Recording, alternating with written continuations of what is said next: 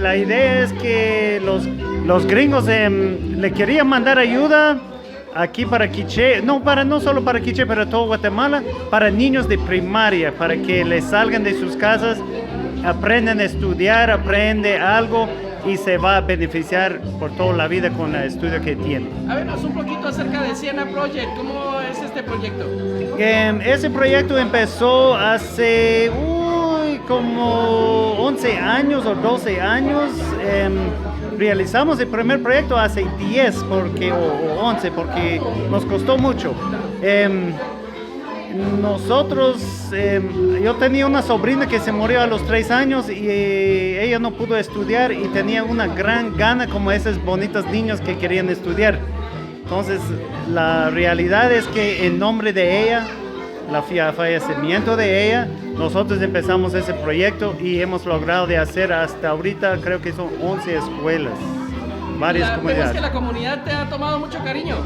Absolutamente, todas las comunidades por lo general se toman un cariño de uno porque es un agradecimiento también y nosotros también es un agradecimiento a ayudar a las comunidades para que sus niños estudien.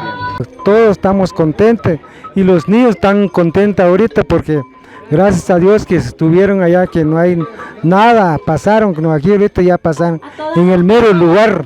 Y muchísimas gracias a ustedes y el alcalde y el gringo que viene con todos sus compañeros que vienen a construir la escuela. ¿Se tuvo mucho apoyo de la municipalidad? Sí, la municipalidad también nos apoyó bastante y ella nos apoyó con 2 escuelas y después vino el americano, nos dio otros 3 escuelas más. La verdad que fue más que un milagro, ¿verdad? Que Dios nos tiene preparado, porque como que sorpresa, pero a Dios gracias que nos apareció un hermano que es norteamericano, que se llama Mingo, y nos vino a platicar de escuela y nosotros estábamos tan necesitados con esta y lo aceptamos y a Dios gracias que estamos viendo ahorita fue una realidad.